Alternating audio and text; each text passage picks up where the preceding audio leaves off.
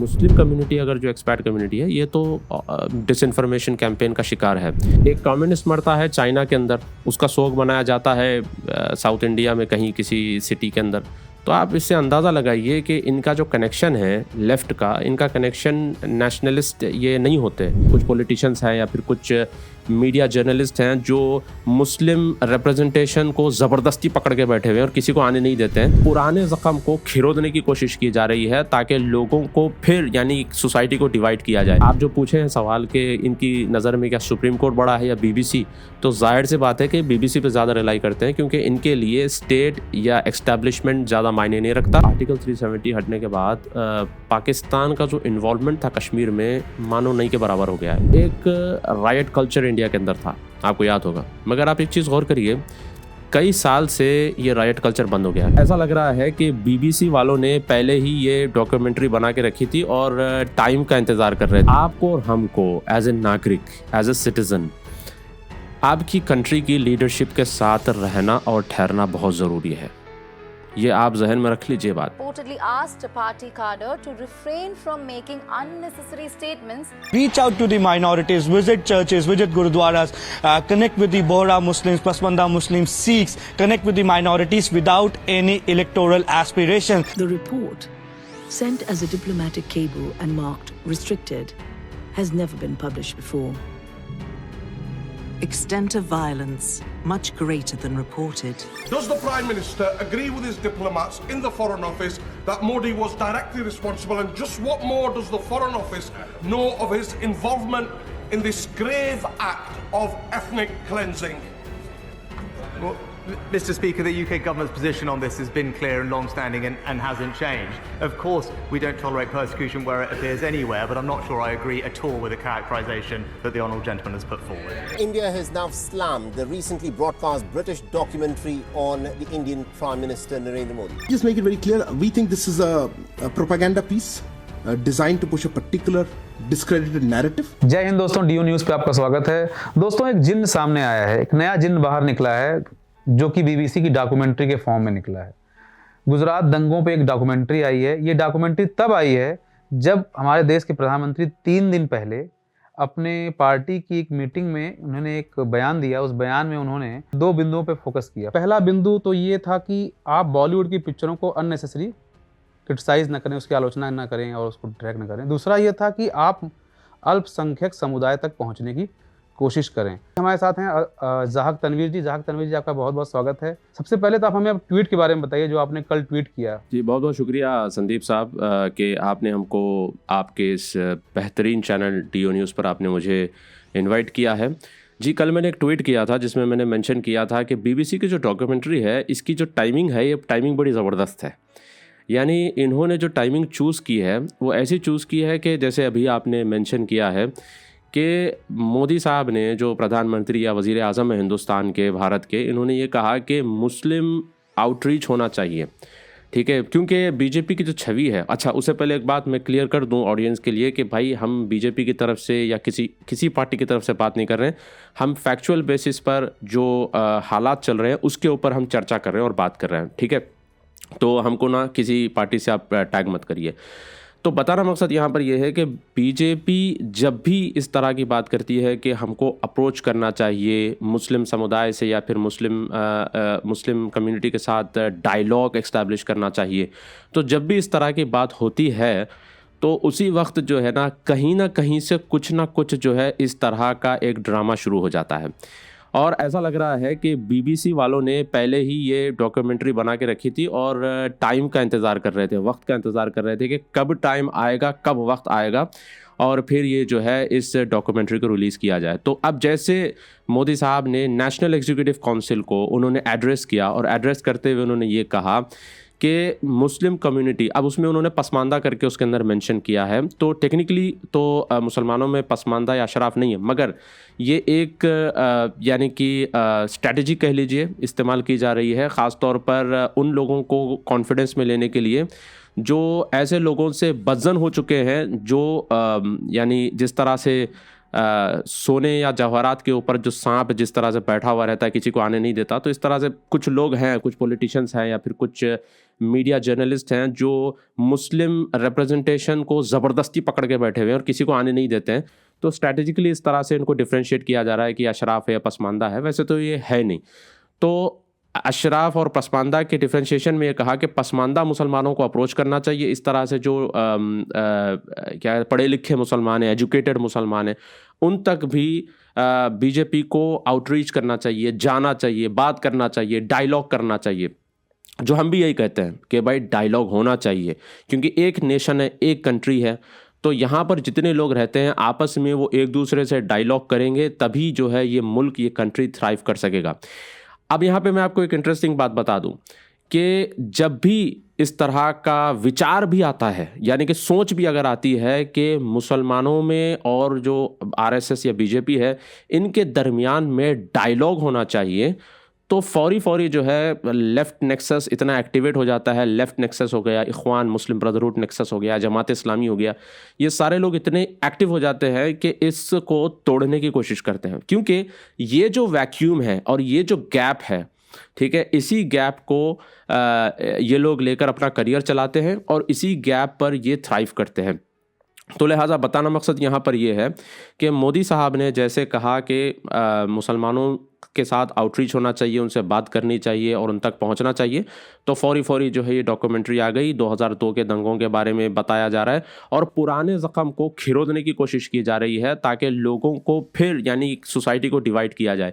एक ट्वीट मैंने अच्छा पढ़ा था, एक ज़बरदस्त जर्नलिस्ट ने ट्वीट किया था ट्विटर के ऊपर, उन्होंने मेंशन किया कि ब्रिटिश की ये जो पॉलिसी है डिवाइड एंड रूल अभी तक चल रही है। हालांकि ब्रिटिश जो है यूके पीछे हो चुका है हिंदुस्तान से, मतलब वो जो इंडेक्स आया था रिसेंटली उसमें बताया गया कि इंडिया जो है यूके को पीछे करके अभी आगे निकल गया है। इसके बावजूद भी आज भी आप देखेंगे कि जो है इनके अंदर ये डिवाइड एंड रूल पॉलिसी है। और एक बात मैं आपको यहाँ पे बता दूँ कि जैसे ये जो डिवाइड है मुस्लिम का और जो बीजेपी के बीच में जो गैप है, ये गैप अगर फिल होने की यानी होने जा रहा है या फिर आप कोशिश कर रहे हैं इसको फिल करने की, तो ऑब्वियसली इसके अंदर जो है पाकिस्तान नाखुश होगा, क्योंकि पाकिस्तान को ठेका मिला है मुसलमानों का, ख़ासतौर पे कश्मीर और हिंदुस्तान के मुसलमानों के इश्यूज़ को लेकर।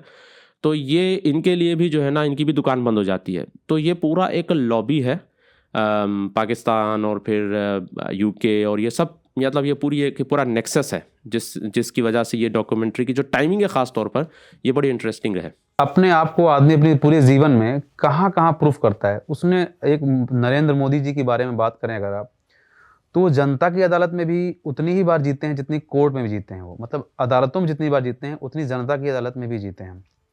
लेकिन कुछ मीडिया का एक सेक्शन है या समाज का एक सेक्शन, एक अलग तरह की आइडियोलॉजी जो है, वो इस चीज़ को क्यों एक्सेप्ट नहीं कर रही है कि सीबीआई या फिर सुप्रीम कोर्ट की एसआईटी टीम ने उनको क्लीन चिट दिया है। आप बार बार क्वेश्चन करते हैं, तो आपको नहीं लगता कि ये क्वेश्चन इंडियन इंस्टीट्यूशन लाइक, जो कि हमारा जो इंटैक्ट एक जुडिशियल सिस्टम है जो कि बहुत ही एलैबोरेटेड है, उस पर क्वेश्चन मार्क है?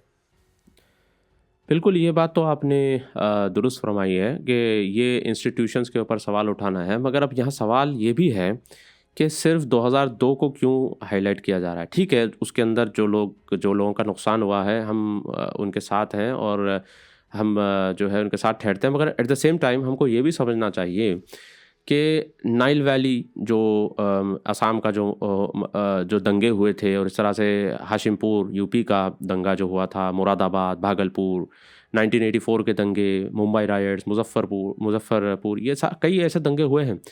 बल्कि मैं तो कहता हूँ कि इंडिया के अंदर आप रहे हैं, हम भी रहे हैं, एक बहुत बड़े टाइम तक हम इंडिया में गुजारे हैं, तो एक राइट कल्चर इंडिया के अंदर था, आपको याद होगा। मगर आप एक चीज़ गौर करिए, कई साल से ये राइट कल्चर बंद हो गया है।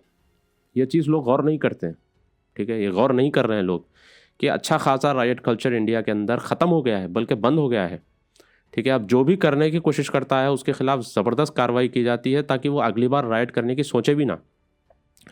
तो अब यहाँ पे यही चीज़ समझनी चाहिए। आप जो कह रहे हैं ना कि बाज़ मीडिया सेक्शंस है और बाज़ मीडिया वाले हैं जो बार बार इसी मुद्दे को खुरेदते रहते हैं, तो अब जाहिर सी बात है कि उनका मसला यही है कि जिस तेज़ी के साथ इंडिया आगे जा रहा है, आप भी देख रहे हैं और हम भी देख रहे हैं कि इंडिया फ़िलहाल जो है सबसे बड़ा लेबर फोर्स है पूरी दुनिया के अंदर।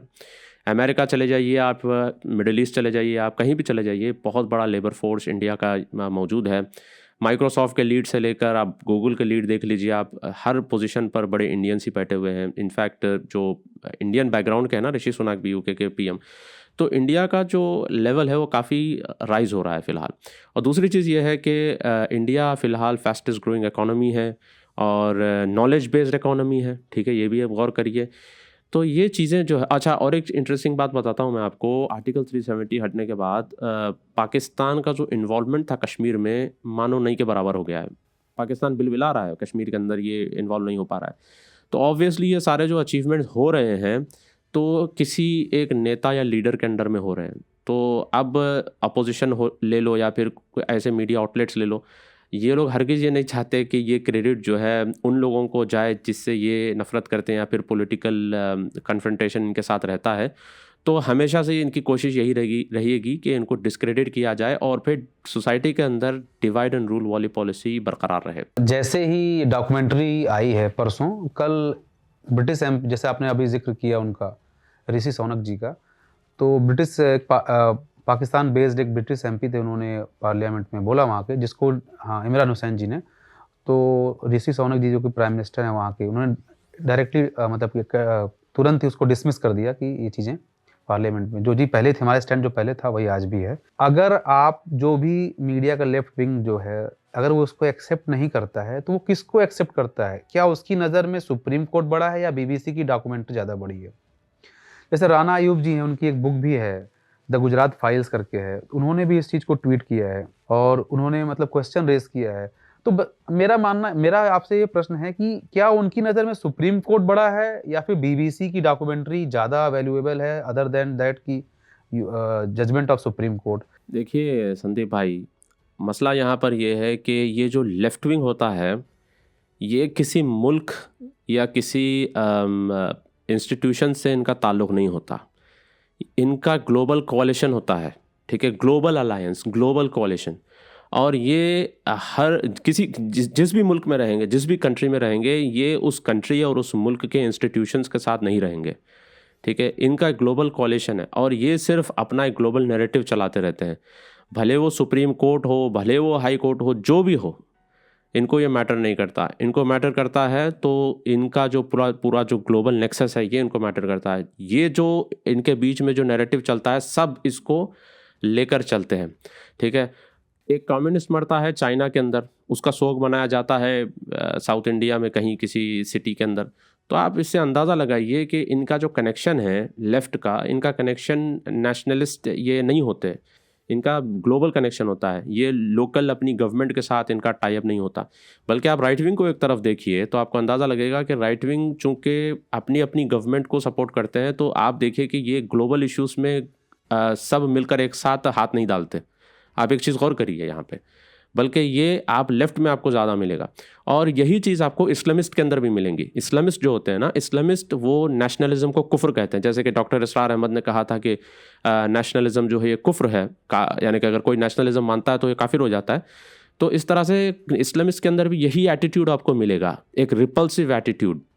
एक जो है जो गवर्नमेंट इदारे होते हैं, गवर्नमेंट इंस्टीट्यूशंस होते हैं, इसके खिलाफ एक रिपल्सिव एटीट्यूड उनके अंदर मिलेगा। और यही बहुत बड़ी वजह है कि ये दोनों का जो नेचर है, इस्लामिस्ट का और लेफ़्ट का, ये दोनों का नेचर मिलने की वजह से ये दोनों जो है बहुत बड़ा ग्लोबल नेक्सस इन्होंने बना के रखा है। मैं तो कहता हूँ ये इविल नेक्सस है।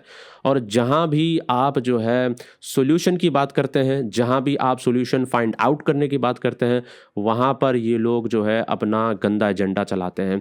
मुझे पता है गुजरात के एक बहुत बड़े बिजनेसमैन हैं, मैं जानबूझ के नाम नहीं ले रहा हूँ उनका, क्योंकि मैंने उनसे परमिशन नहीं ली इसलिए। तो उनका एक जो है इंटरव्यू आया था, तो उसके अंदर उन्होंने कहा था कि वो उनका जो कारोबार था कुछ जल गया था गुजरात दंगों में। तो वो मोदी साहब से डायरेक्टली बात करने के लिए जा रहे थे। तो उस टाइम पर कुछ लोग हैं, जो कुछ जर्नलिस्ट हैं लेफ्ट विंग से, इन्होंने उनके बारे में एक नैरेटिव प्रमोट करना शुरू कर दिया कि ये मीर जाफ़र है, मीर सादिक है, ये कौम का गद्दार है, ये मुनाफिक है, ऐसा है वैसा है करके। तो ये लोग हरगिज़ नहीं चाहते ठीक है। इनफैक्ट आप फ़लस्तीन का मसला ले लीजिए, आप जब भी फ़लस्तीन के मसले पर आप सॉल्यूशन फाइंड आउट करने की बात करते हैं तो ये कहीं ना कहीं से कुछ ना कुछ गड़बड़ खड़ी कर देते हैं। तो बेसिकली ये लोग वल्चर एक्टिविस्ट होते हैं। इनका जो मकसद होता है वो मकसद जो है सॉल्यूशन निकालना नहीं होता, बल्कि इनका मकसद होता है कि इनका जो एक्टिविज़म है ये चलता रहे, तो उसको जस्टिफाई करेंगे। तो आप जो पूछे हैं सवाल कि इनकी नज़र में क्या सुप्रीम कोर्ट बड़ा है या बीबीसी, तो जाहिर सी बात है कि बीबीसी पे ज़्यादा रिलाई करते हैं, क्योंकि इनके लिए स्टेट या एस्टैब्लिशमेंट ज़्यादा मायने नहीं रखता। इनके लिए जो चीज़ मायने रखती है वो है इनका ग्लोबल नेक्सस। समाजवादी पार्टी के एक लीडर थे, शाहिद सिद्दीकी नाम था उनका, उन्होंने मोदी जी का एक इंटरव्यू लिया। उस इंटरव्यू में उन्होंने मोदी जी से पूछा कि क्या आप जो लोग गुजरात दंगे में मरे हैं उनसे माफ़ी मांगना चाहेंगे। उन्होंने ये कहा कि अगर मैं 3000 लोगों की मृत्यु का कारण हूँ और आप मुझे माफ़ी मांगने से माफ़ कर देंगे, तो ये तो मजाक हुआ उनके साथ, जो लोग मरे हैं उनके परिवार के साथ। अगर मैं उनकी मृत्यु का कारण हूँ तो मुझे फांसी मिलनी चाहिए। आप इस बात से सहमत हैं कि नहीं कि अगर कोई आदमी 3000 लोगों की मृत्यु का कारण है तो सिर्फ माफ़ी मांगने से और उसको माफ़ी मिल जानी चाहिए? देखिए, इसमें एक मैं आपको टैक्टिक बताता हूँ। ये मीडिया वालों ने जो पूछा है कि आप माफ़ी मांगते हैं क्या, तो अगर वो माफ़ी मांग लेते हैं तो फिर एक और नैरेटिव शुरू हो जाता है कि ये थे तभी तो माफ़ी मांगे, ठीक है, इन्होंने किया तभी तो माफ़ी मांगे। तो इंसान माफ़ी कब मांगता है? जब किया है तो माफ़ी मांगता है। तो देखिए भाई, जब सुप्रीम कोर्ट ने क्लीन चिट दे दी है, अब वो जो है प्रधानमंत्री हैं इस मुल्क के, तो आपको और हमको एज ए नागरिक, एज ए सिटीज़न, आपकी कंट्री की लीडरशिप के साथ रहना और ठहरना बहुत ज़रूरी है। ये आप जहन में रख लीजिए बात, ठीक है। भले आपको नाइत्तेफाकी होगी मोदी के कैरेक्टर से आपको नाइत्तेफाकी हो सकती है। ज़रूरी नहीं है कि आपको हर चीज़ मोदी की समझ आए, पसंद आए, ठीक है। आपको भी कुछ डिफरेंसेस होंगे, मुझे भी डिफरेंसेस है, सबको होता है। मगर देखिए, एक चीज़ हमको समझनी चाहिए, वो ये है कि जब आपका कंट्री का एक हेड है, तो आपको और हमको वो हेड के पीछे ठहरना पड़ेगा और फिर उसका साथ देना पड़ेगा। अब वो जो चीज़ें हैं, ठीक है, वो आपस में हम सुलझा लेंगे, मगर उसको इंटरनेशनली ले जाकर जो है आप उसको बदनाम करेंगे तो उसका जो रिपरकशंस होंगे, वो रिपरकशंस आपके मुल्क के ऊपर, आपके नेशनल इंटरेस्ट के ऊपर, आपकी इकोनॉमी के ऊपर, सब चीज़ के ऊपर उसका असर पड़ेगा। तो ये चीज़ लोगों को बिल्कुल समझनी चाहिए कि यहाँ पे जो की प्लेयर्स हैं, रीजनल की प्लेयर्स जो यहाँ पर हैं, वो ऐसे मुद्दों की ताक में बैठे रहते हैं, एम्बिश में बैठे रहते हैं, ताकि उनको ऐसे मुद्दे मिले और फिर वो इन मुद्दों को लें और फिर जो है इनको उछालें और फिर उछाल कर जो है आपके मुल्क की इकोनॉमी को तबाह करें। देखिए, आपके मुल्क की इकोनॉमी तबाह होगी तो फाइनल इफेक्ट किसको होगा? आपको ही होगा, ठीक है। तो ये चीज़ आपको और हमको समझना बहुत ज़रूरी है। जहाक जी, आपको क्या लगता है कि क्या ये डॉक्यूमेंट्री 2024 इलेक्शंस को नज़र में रखते रखा गया है या फिर इसमें कुछ सच्चाई है इनकी डॉक्यूमेंट्री में? आप इसको किस एंगल से देखते हैं इस डॉक्यूमेंट्री को? आपने बड़ा ज़बरदस्त आपने यहाँ टॉपिक छेड़ी है। कुछ दिन पहले मैंने ट्विटर पे पढ़ा था, एक थ्रेड था, बहुत लंबा थ्रेड था वो, मुझे याद नहीं किसने पोस्ट किया था, मगर उसमें एक बात जो है आई थी जो मुझे काफ़ी ज़बरदस्त इंटरेस्टिंग लगी। इनफैक्ट उसमें उन्होंने मेंशन किया कि 2024 के जो इलेक्शंस हैं, इन इलेक्शंस में CIA और वेस्ट की बाज़ एजेंसीज इसमें इन्वॉल्व रहेंगी। तो मुझे देखकर ऐसे लगा कि भाई ये कॉन्स्पिरेसी थ्योरी तो नहीं बात कर रहे हैं, मतलब ऐसी कैसी बात हो सकती है कि भाई आपके लोकल इलेक्शंस हो रहे हैं और उसमें CIA इन्वॉल्व? अच्छा, मतलब CIA अमेरिका की इतनी बड़ी एजेंसी क्यों इन्वॉल्व होगी? मुझे वो बात थोड़ी अजीब थी लगी। मगर ये जैसे चीज़ें अनवील हो रही हैं, जैसे जैसे आपके और हमारे सामने ये चीज़ें आ रही हैं, इससे मुझे भी एक ऐसा अंदाज़ा लग रहा है कि इसमें वाकई में वेस्टर्न एजेंसीज इन्वॉल्व हैं। अब आप देखिए, मैं आपको एक बड़ी दिलचस्प बात यहाँ पे बताता हूँ कि मिडिल ईस्ट को जो इन्होंने तबाह किया वेस्टर्न एजेंसीज ने, तो इनका जो कवर रहा है वो मुस्लिम ब्रदरहुड रहा है, और मुस्लिम ब्रदरहुड का जो कवर रहा है वो जमात इस्लामी रहा है। तो इनका पूरा एक नेक्सस था, जिन्होंने मिडिल ईस्ट को तबाह किया, इकोनॉमी तबाह कर दी, गवर्नमेंट्स को निकाल फेंका, और फिर आज देखिए 20-25 साल 30 साल पीछे चले गए हैं। और ये लोग हालांकि कहते हैं कि हम रेसिस्ट नहीं हैं, मगर जो सॉरी अगर आप डार्विन थ्योरी में बिलीव रखते हैं तो एक अलग बात है, मैं तो बिलीव नहीं रखता। तो जो लोग डार्विन थ्योरी में मानते हैं ना, उनके हिसाब से ये होता है कि इंसान जब बंदर से आया है, तो ये जो गोरे लोग होते हैं, इनका कॉन्सेप्ट होता है कि हम फुल्ली इवॉल्व हैं, और जो एशिया के हैं, जैसे आप और हम हैं इंडिया वगैरह से, ये सब ह्यूमन है। और फिर अफ्रीका वगैरह है, इनके बारे में तो ये समझा जाता है कि ये पूरे इंसान भी नहीं बने हैं। तो एक रेसिस्ट एटीट्यूड होता है। जब आप देखते हैं कि भाई आपके सामने आपका बच्चा आपसे आगे निकल रहा है, तो फिर ऑब्वियसली ये सारी कोशिशें करेंगे आपको डिग्रेड करने की, आपको जो है नीचे खींचने की, ये सारी कोशिशें की जाएगी। और 2024 इलेक्शंस में ऑब्वियसली ऐसे बहुत ड्रामे आपको देखने को मिलेंगे। अभी आगे चलिए आप, अभी G20 भी आने वाला है नवंबर में। अब आप आगे देखते रहिए कि अभी और भी चीज़ें आएंगी, और भी प्रोपेगेंडे होंगे। और यानी इलेक्शन से पहले तो और भी धमाकेदार जो है प्रोपेगेंडे होने वाले हैं। तो ब्रेसअप होना चाहिए हम सबको। गवर्नमेंट ऑफ इंडिया इसको अभी जो इसको डिस्कार्ड किया है, उन्होंने कहा है कि इससे clear cut example of colonial mindset of BBC, जो बीबीसी ने डॉक्यूमेंट्री रिलीज किया है इसको। तो क्या इसको आप कॉलोनियल माइंडसेट का एक एग्जाम्पल मान सकते हैं? ऑब्वियसली बिल्कुल, ये कॉलोनियल माइंडसेट का एक रिजल्ट है कि वही तो मैं अभी बता रहा था आपको कि जिस मुल्क पे आपने 200 साल हुकूमत की है और उसके रिसोर्सेज को आपने एग्जॉस्ट किया, वहाँ के लोगों को आपने बांदी बनाया, आप वहाँ के लोगों को आप मारते थे सब ह्यूमन समझ के आप उनको मारा करते थे, पीटते थे उनको, उनके रिसोर्सेज, उनकी औरतों को आप जो है जुल्म करते थे उनके ऊपर। आज वो लोग जो है ख़ुद मुख्तार बन गए हैं। यानी कि ख़ुद मुख्तार को क्या कहेंगे, हिंदी में क्या कहते हैं, आत्मनिर्भरता। तो सेल्फ सफिशिएंट हो रहे हैं। हाँ, सेल्फ सफिशिएंट हो रहे हैं। और फिर इतनी मेहनत करके आगे बढ़ रहे हैं कि दुनिया के हर मुल्क के अंदर अपने झंडे गाड़ रहे हैं। ऑब्वियसली आपको हमको भी प्राउड होना चाहिए इस चीज़ पर। तो ये माइंडसेट जो है ना, कॉलोनियल माइंडसेट, आज भी उनके अंदर ख़त्म नहीं हुआ है। और उस चीज़ को ये लोग बार बार पुश करते हैं कि जिन मुल्कों पे इन्होंने हुकूमत की है, अगर वो मुल्क इनसे आगे निकलने की जुर्रत भी करते हैं, सोचते भी है ज़रा भी, तो फिर ये जो है इंफॉर्मेशन वॉरफेयर चला देते हैं उनके ख़िलाफ़ में। और ऑब्वियसली इसके अंदर पाकिस्तान भी शामिल है, ये मत भूलिएगा आप कि इसके अंदर पाकिस्तान भी इन्वॉल्व होता है। पाकिस्तान लॉबी काफ़ी स्ट्रॉन्ग है। पाकिस्तान और मुस्लिम ब्रदरहुड लॉबी जो है यूके में काफ़ी स्ट्रॉन्ग है। तो पाकिस्तानियों ने रिसेंटली एक डॉक्यूमेंट्री रिलीज़ की है, इन बैड फेथ, ठीक है, Hinduism weaponised a secular India under threat. तो ये भी इनके इंफॉर्मेशन वॉरफेयर का बहुत बड़ा हिस्सा है।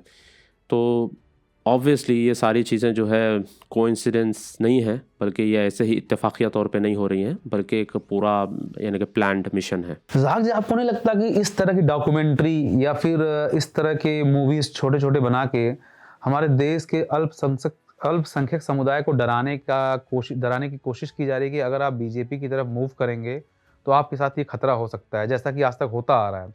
और अगर बीजेपी अपनी पहुंच अल्पसंख्यक समुदायों, खासकर मुस्लिम समुदाय तक पहुंचने में सफल हो गई, तब तो इनका पूरा प्रोपेगेंडा फेल हो जाएगा। फिर तो जितना पैसा रुपया जो भी खर्च कर रहे हैं, तो ये तो फेल हो जाएगा। बिल्कुल सही कहा आपने।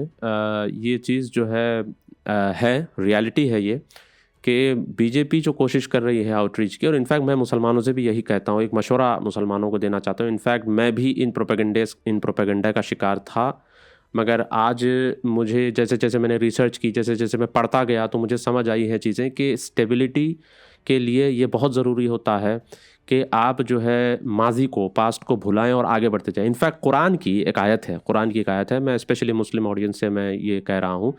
कुरान में सूरह बकरा में अल्लाह ने कहा है कि अगर सामने वाला सुलह के लिए हाथ बढ़ाए तो तुम भी आगे बढ़ो।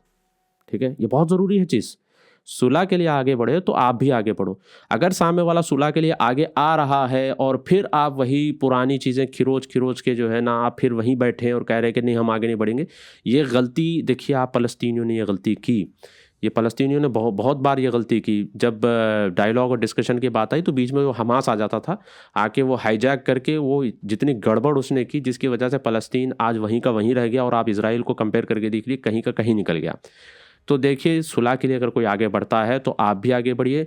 और ये जो दौर है, ये जो एरा में हम रह रहे हैं, 2023 अभी आ गया है, तो ये दौर वो दौर नहीं है कि आप सिर्फ कन्फ्रंटेशन ही करते रहें, बल्कि आपको डायलॉग एक्स्टैब्लिश करना होगा।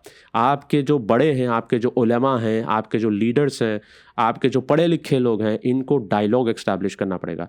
तो ऑब्वियसली जब ये डायलॉग एक्स्टैब्लिश होगा तो लेफ़्ट का और इख़वान का पूरा एजेंडा बस्ट हो जाएगा।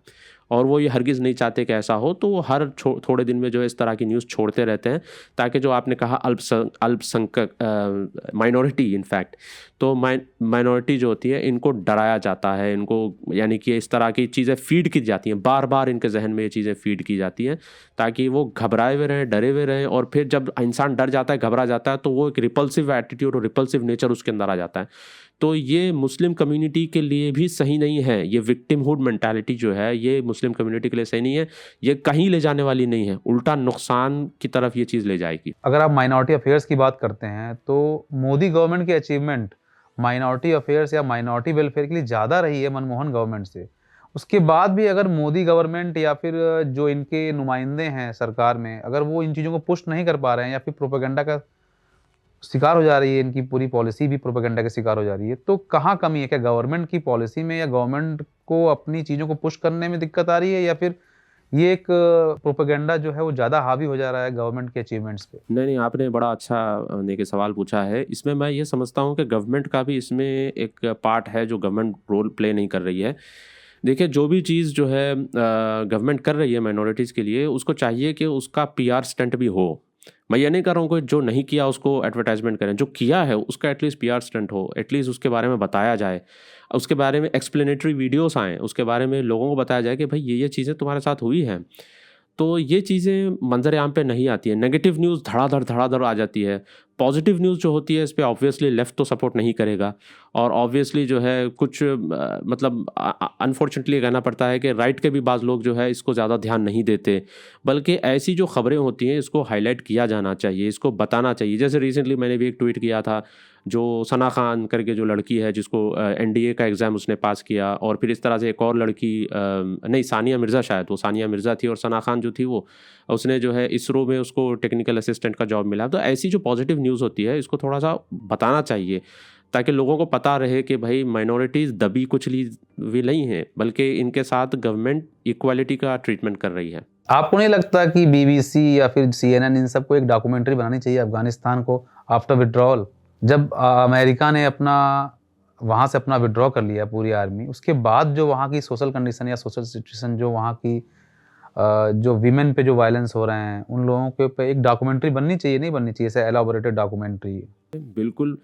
सिर्फ इनके विड्रॉल के बाद जो हालात अफ़गानिस्तान के हैं, जो इनकी फेल्ड पॉलिसी है, ख़ासतौर पे डेमोक्रेट्स की जो फेल्ड पॉलिसी है, इसके ऊपर तो डॉक्यूमेंट्री बननी चाहिए। इनफैक्ट यही नहीं बल्कि लीबिया को जो इन्होंने जो तबाह किया, एक अमेरिकन ऑथर है जिससे मेरी बड़ी अच्छी दोस्ती है, जॉन रसमंडो, इसकी बड़ी अच्छी किताब है द अरब स्प्रिंग रूज। इस किताब के अंदर इसने मेंशन किया, इसने बताया ये चीज़ कि किस तरह से वाशिंगटन में मुस्लिम ब्रदरहुड घुसे, उसके बाद जो मुल्कों की हालत इन्होंने की, लीबिया को इन्होंने तबाह करके छोड़ दिया, सीरिया को तबाह करके छोड़ दिया, ये घुसे, तबाह किया और फिर निकल गए और उसको अपने हालत पे छोड़ दिया। ये जो मिलिशियास होते हैं, ये जो टेररिस्ट होते हैं, इनके हाथों में वेपन्स आ गए और फिर छोड़े और बाहर निकल गए।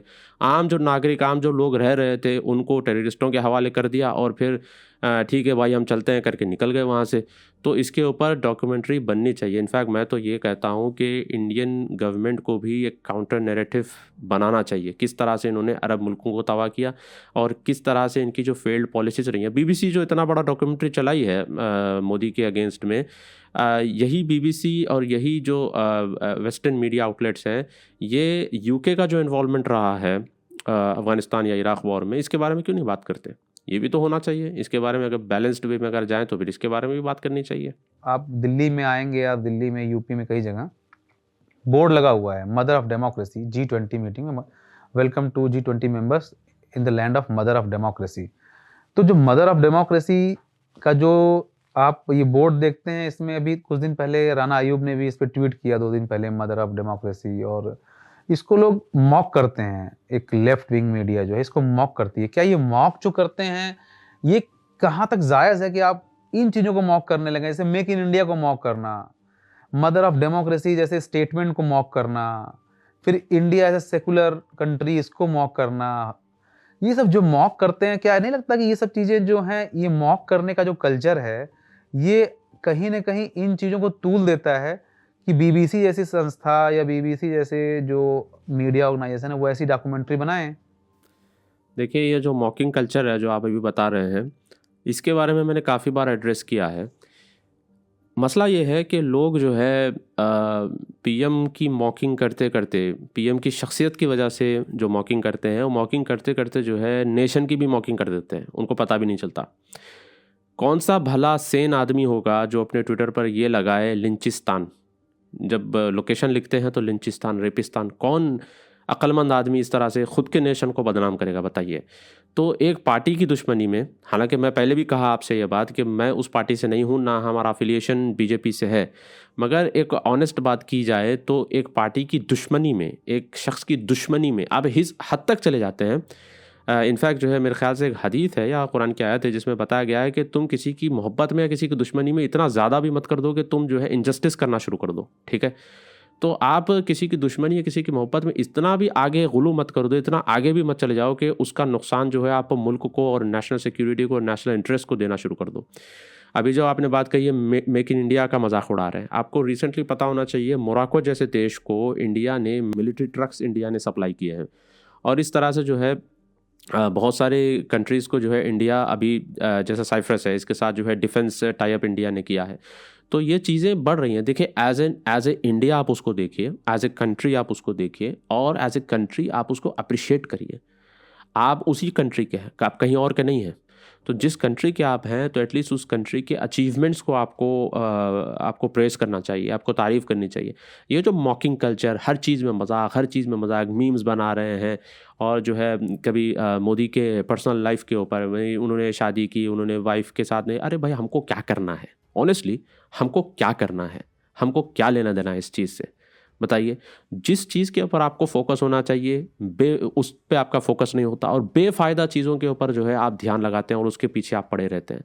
तो ये चीज़ मैं एड्रेस करूँगा अपनी सेन ऑडियंस से, और मैं ख़ास तौर पे बिलखुसूस मुसलमानों को मैं ये एड्रेस करते हुए कहता हूँ कि भाई देखिए, ऐसे बेफ़ायदा चीज़ों में मत जाइए। मॉकिंग कल्चर किसी के लिए भी ठीक नहीं है, आप मॉकिंग कल्चर से दूर रहिए, और जो आपके कंट्री का प्रोग्रेस है आप उसके साथ रहिए। देखिए, कल के दिन जब कंट्री आगे निकल जाएगा, जब आप पलट के देखेंगे, उस टाइम पे लोग याद रखेंगे कि आप कंट्री के प्रोग्रेस में आप साथ में थे या फिर आप जो है डिस्ट्रक्शन में थे। मेरे एक बड़े अच्छे दोस्त हैं यूके सिटीज़न हैं बट है मोरक्को के, तो वो है काउंटर टेररिज्म एक्सपर्ट।